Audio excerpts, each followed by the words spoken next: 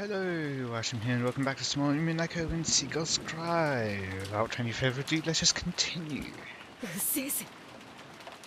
ベアトリーチェの勝ち名乗りみたいなものだろうね。くそ。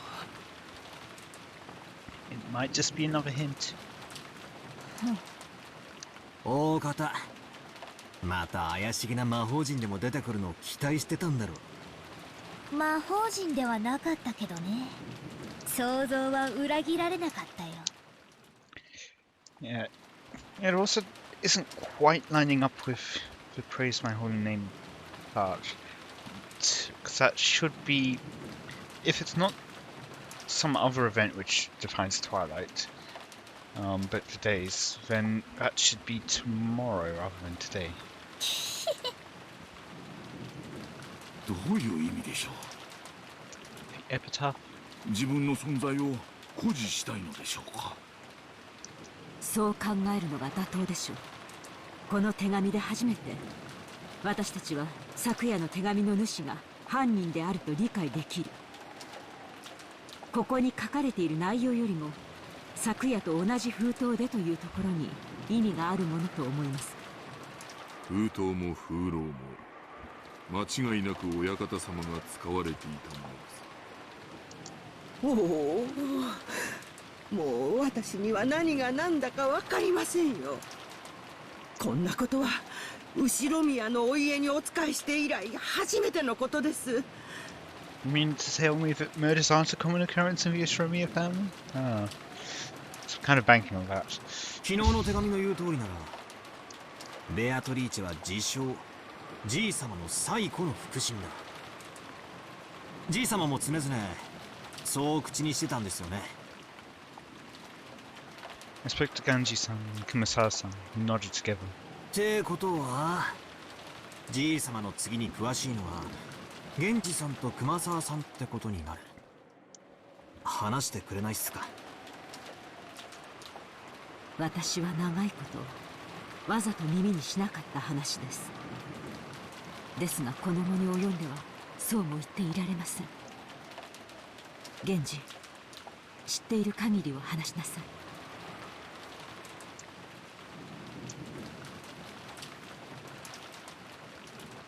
Genji-san didn't answer. Did you remain silent despite his knowledge? Or did you know nothing at all? Still, I had a good guess. The ghost story of Witch Beatrice had long been deified among the servants. He'd probably been very close to grandfather in his occult hobbies. So there's a good chance that he'd been indoctrinated with even weirder things, and had increasingly come to deify the witch. As grandfather's most trusted servant, who had sworn loyalty to him, he might be the most influenced by the illusion of the witch that grandfather had created. So there's only one reason for Genji-san to remain silent. He could speak, but it would definitely cause a backlash, so it's better if he kept his mouth shut. And it wasn't like we'd believe him anyway. Something along those lines. A short while ago, Maria had been more than willing to speak bluntly and unrestrainedly, and that had earned her a scuffle with Jessica. It was natural for Genji-san to keep silence.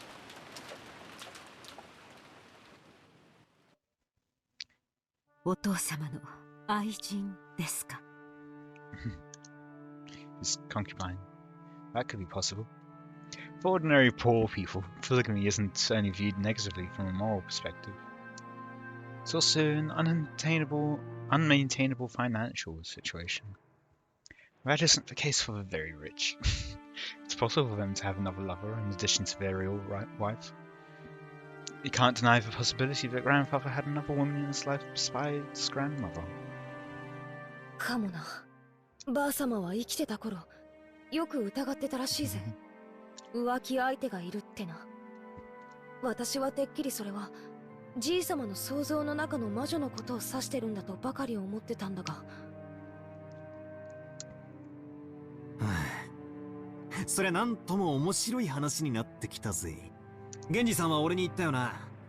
ベアトリーチェはこの屋敷ができる以前からじい様に仕えてたって。お屋敷が竣工したのは昭和27年と聞いています。ってことはベアトリーチェという人は30年以上も昔からおじい様と連れ添っていたということになるね。その30年前の愛人、もしくはその縁者や隠し子が何かの恨みがあって何らかの復讐を企んだか。なるほど。洋館ミステリーっぽいありがちなストーリーになってきたじゃねえか。汚らわしい話ですが、一番納得できる筋書きです。どうですか、源氏。おそらく親方様に恋愛の感情は終わりになられたでしょう。亡くなられた奥様より愛しておられたに違いありません。 However, ベアトリーチェってのは何者なんだよ。そして今はどうしてるんだ。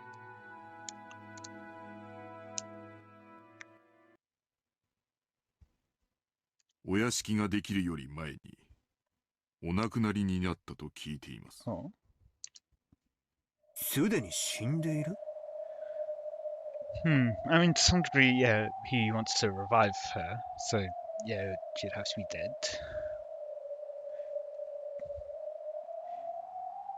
I don't know. I guess the way he phrased it, it felt like he was saying that she was alive before the mansion work was, or when the mansion work was started, but then died during the construction process. 親方様は大層深く悲しまれ、 Ah. ベアトリーチェ様を蘇らせる方法として親方様はベアトリーチェ様を心の底から愛しておられたのです。このような狂気に駆り立てるほどに。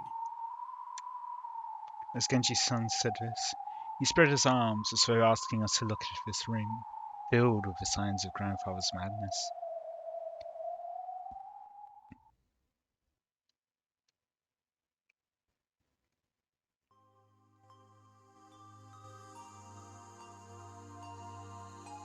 We were all at a loss for words. Normally, black magic seems like it'd just be creepy, and it's really hard to imagine why someone might be so enraptured by it. Since Kinzo was just an eccentric who'd restored the Ushiromiya family amidst his madness, nobody had tried to understand him. The only thing on grandfather's mind had been the loss of a beloved woman, and his inescapable sorrow. Earlier, this room had seemed creepy, now it just seemed sad. But in an instant, it had changed into something we could understand completely. The creepy books, magic circle, medicine, all of it. It all existed simply because he wanted to revive the face of a single woman who had left this world over 30 years ago. 一度だけ深く酔われた親方様にベアトリーチェ様のお話を聞かされたことがあります。詳しいことは忘れてしまいましたが、それはもう女の私が聞いて羨むような深い深い愛情でございました。金蔵さんは後宮家の当主を継いだ時、当時まだ生き残っていた後宮家の長老たちの意向で亡くなった奥さんとの結婚を決められたのです。つまり後宮家にとって得になる女性との結婚を強制された。さようです。金蔵さんはお家復興のためだけに当主に据えられ、全ての重責を背負わされたのです。そんな金蔵さんがどこでどういう経緯でベアトリーチェと知り合ったのかはそれ以上語るのは無粋だな。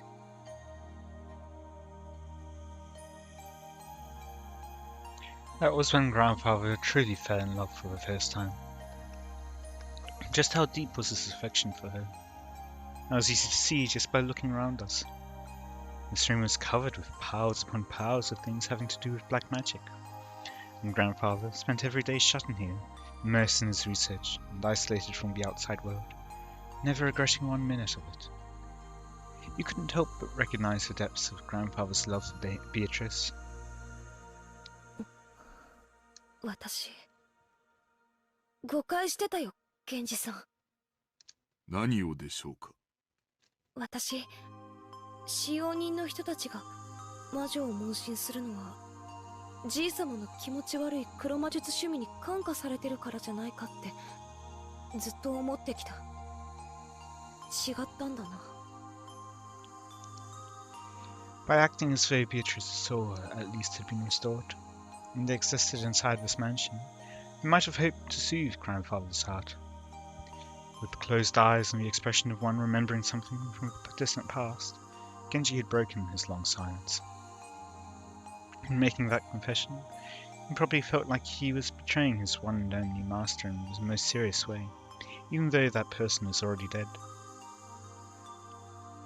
Beatrice is revived as a witch, and she is in the mansion even now. That was his mantra. He believed it. He'd made people believe it. And Genji-san would take that with him to the grave. This might have been the last service he could offer up to his master. The legend of a witch, the mysterious tale of Rokkenjima that was still whispered amongst his servants. His true nature was a sad lie. No, it was an act of kindness towards grandfather, who had lost a person he loved above all else. There are parts of that that don't quite line up. For one, they knew that the deaths were going to happen. And also, the way they first acted before even telling Kinzo, saying Beatrice was here.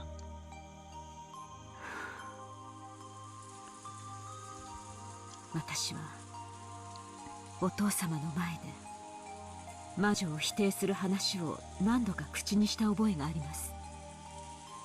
今ならそれがどれだけお父様を傷つけていたかわかります。今の僕にならわかるよ。シャノンを蘇らせる方法が黒魔術だというなら、僕は今すぐにもこの部屋の次の主となって研究を始めるよ。兄貴。 Another strand of tears dripped from George's eyes. Maybe his tears were infectious. Tears rose to Jessica's eyes too, and she sniffled. ベアトリーチェは言っていたよ。もうじき蘇ることができる。会うことができるって。Very soon, the door to the Golden Land will be opened. In the promised land that glitters gold, the souls of all the dead will be resurrected, along with the love that has been lost. And as always, whose love? Then I'll sleep in a world of peacefulness for all time. そう言ったのか。マリアに手紙を渡したベアトリーチェは。 No, it's in the epitaph. 信じないよね。ここにじい様がいたならきっと喜んだろうな。もうじきベアトリーチェが蘇ることにさぞや踊り上がって喜んだろうな。なら俺は信じたぜ。じい様が半生をかけて研究したことで蘇り、愛した女の魂が蘇ったと信じて寿命を全うできるって言うんなら。バトラー、一人の女性をずっと愛し続けた気持ちが周りにも伝わり真実となる。それを気遣いと呼べばそれまでだろうけれど、今の僕はあえてそれを魔法と呼んであげたいね。気遣いじゃないよ。本当に魔法だよ。魔女だよ。やっぱり誰にもベアトリーチェの姿は見えないんだね。Some time passed. As we listened to the sound of rain, we considered what kind of love and madness must have possessed the owner of this dream as he spent half of his life here.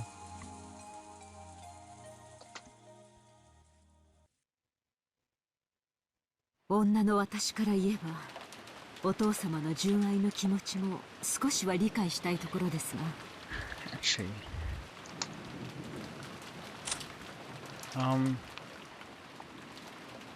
I'm not going to click which letter from which to yet. I'm going to leave that for later if we don't get any more of it yet. But by twilight I might actually be referring to both dawn and dusk. So in which case, the first twilight, that was the night, the first night, which they were killed. After the second twilight, which is when morning, it's daytime. Now it's on the third, after the third twilight, where it's nighttime again. Those who remain shall praise my noble name. That might be how it's working out. Continuing on. それではお母様の立つ瀬がありません。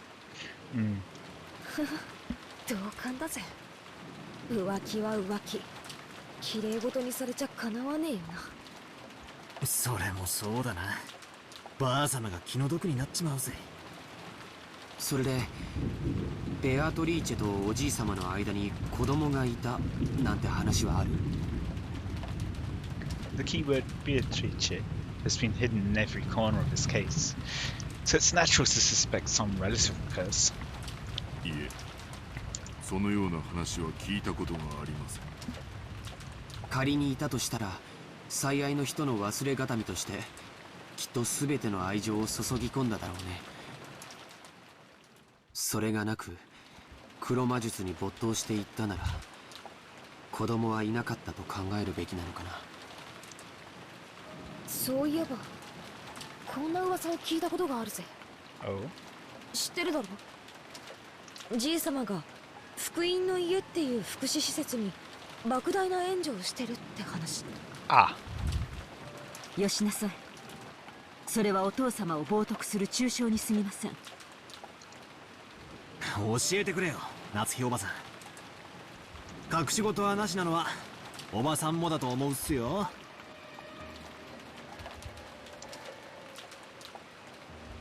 くだらない話です。お父様はその施設に莫大な援助をし、社会勉強の一環として当家の使用人雇用枠を開放していました。それをお父様に汚らわしい趣味があると吹聴する愚か者がいたというだけの話です。一時期それが黒魔術の生贄にするためだみたいな噂になってさ。実際いつもこの部屋で怪しげな実験や儀式を繰り返してたわけで、私も半分は信じてたところがあったぜ。その福音の家出身の使用人ってのは何人かいますが、親族会議中のシフトでシャノンとカノンの2人でした。Both of them are now dead. To the resurrected Beatrice, who brought in servants from an orphanage as human sacrifices. 確かにじい様が使用人として選ぶのはいつもシャノンやカノン君くらいの若い子ばかり。私だってじい様には妙な趣味があるに違いないって信じてたぜ。ジェシカ、言葉を慎みなさい。Natsui scolded her.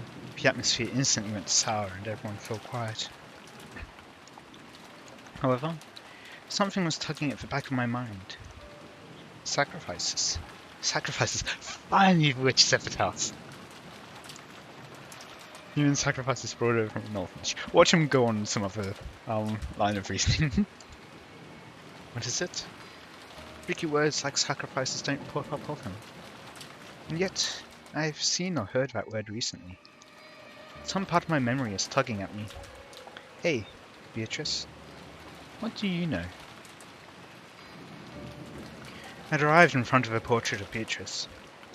It wasn't as massive as the one in the entrance hall. That portrait, which must have been drawn by some famous painter, was still just as intimidating as the smaller size. Below it, just like in the entrance hall, was the epitaph that supposedly hinted at the location of the hidden gold. 生贄だ。なんだよパトラ。 Yay, he's noticed. 急に気持ち悪いこと言うなよ。生贄を6人。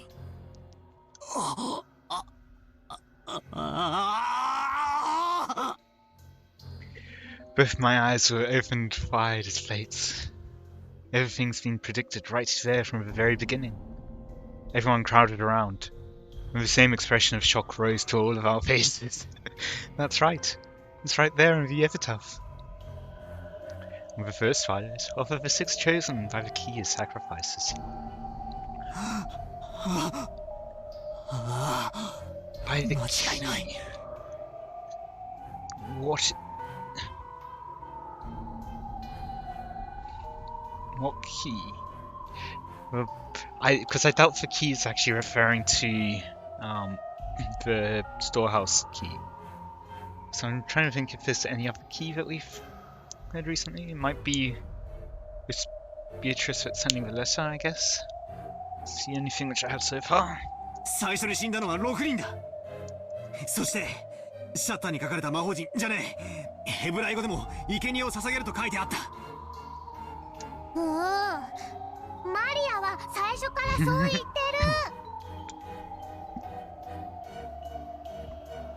That's right. Maria said it right at the start. Right after we found the 6 bodies, and Maria was in the parlor watching TV, she said it. Ooh, the culprit isn't human. It's just a sacrifice chosen by the key. これは黄金の隠し場所なんかじゃねえ。黒魔術か何かの復活の儀式の手順なんだ。確かこの碑文には大勢の死が必要になるはず。確かにざっと読むだけでも 6+2+5 で13人は死ななくちゃならないことになってるぜ。 Plus whoever else is remaining. 普段はこの島には何人いるんですか？使用人のシフトにもよるでしょうが、お父様、夫に、私にジェシカ、Yeah, nowhere near enough. そして使用人が 2,3 人。昨日今日は5人いてもらってますが、普段はそこまでいません。ってことはだ、この儀式を実行しようとしたら普段じゃ生贄が足らないってわけだ。いや違うぜ。じい様は福音の家から不気味な儀式の生贄にするために使用人を取ったという噂。つまりなんだよ、生贄の人数を増やすために使用人を増やし、さらに人数が集まる年に一度の親族会議はこの儀式を執り行える年にたった一度唯一のタイミングだったってことじゃねえか。 And Jessica screamed this. Maria broke out in that creepy laugh, looking truly pleased. 人は運気を試すためにある種の確率に願掛けをすることがない？ Like throwing a sandal and saying that if it lands right side up, tomorrow will be sunny. Or saying that tomorrow will be a good day and the coin lands up, heads up. There are many little superstitions like that. Sometimes, when your luck is down and you get bored, and you roll the dice, you get 3 6s. You want to believe it's a portion of some miracle. When flipping a sandal, you have at worst a 50% chance. Even if you get it right side up, it's not worth much. Well, yeah, you probably have better than 50% because you got the sandal straps which would help push it over to right way up. But if you carelessly roll 3 dice and they all come up 6s, you might think that that's a small miracle. 魔術にもそういう考えはあるんだよ。限りなくありえない出目を期待してひたすらに祈祷を続ける。200. So 3 6s would be what, 1 in 200 and 16, I think. そうして蓄えられた祈祷の念は奇跡の出目が現れた時、魔力を持って具現化される。おじいさまがしようとした魔術は多分そういうもの。鍵が無作為に選ぶ生贄の抽選。それに万が一自分が当たることがないように、この島に最も人が多くなる日を選んで儀式を実行した。バカバカしい。これらが全て怪しげな魔法の儀式の過程で起こった事件だと言い出すのですか。 Natsuhi yelled. She couldn't quell the fear that a scorpion charm might be the only reason she was still safe. If I hadn't received that charm from Jessica and hung it from my doorknob, would I have been killed, mixed in along with those 6? And the strangest part is, even though I hung the charm from the inside my door, they couldn't get through the door. The culprit noticed the charm from outside the door and gave up trying to open it. A human couldn't have perceived that. A charm meant to stop something that was not human had done exactly that. Impossible, impossible, impossible. だが夏日さん、確かに碑文の内容はその後をなぞっとる。第二の晩に残されし者は寄り添う二人を引き裂け。 Those who remain part shall tear apart. これはエヴァ様たちのことを指しているのでしょうか。悔しいけど、そうだと判断せざるを得ない。 Although the question remains as if,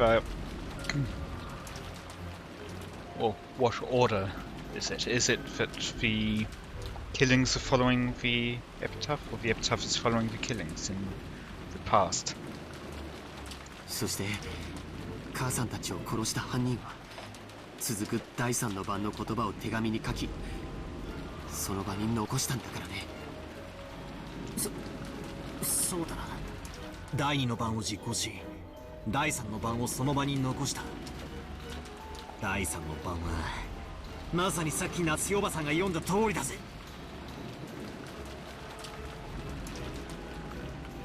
In the third twilight, those who remain shall praise my noble name. Ah, if you read it this way, it just keeps going on, doesn't it? In the fourth twilight, gouge for head and kill. Gouge for head and kill. George Anaki's parents were killed with those demon's ice picks, gouged into their heads. But fear of the second twilight, someone else must have been gouged into the head. じいさまだ。焼却炉の中で焼かれてたから、そっちに目がいっちまって気づかなかったが、じいさまも眉間に、いや、頭をえぐられてた。じいさまが第4の晩の犠牲者。じゃあカノン君は The fifth. 第5の晩に胸をえぐりて殺せ。 Which therefore means that the next twilight is gouge your stomach and kill. カノン君については犯人との突発的な遭遇による犯行だと思ってたけど、誰か一人をおびき出し胸を貫くことを初めから狙っていたんだ。もし犯人がこれをなぞっているとしたら、また3人が死ななければならないというのですか。 In the sixth twilight, gouge your stomach and kill. In the seventh twilight, gouge your knee and kill. In the eighth twilight, gouge your leg and kill. 確かにそう読み取れますけど。いや、そいつはどうかな。あと3人が死ねば第9の晩になる。見てみろよ。 In the ninth twilight, the witch shall revive, and none shall be left alive. 私たちは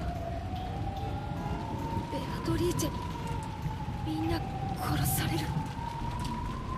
わけがわかんねえ。結局何人いようが最後には全員死ぬってことじゃねえか。じいさまは何が目的だったんだ。この儀式じゃじいさま自身何をどうしたって生き残れねえじゃないか。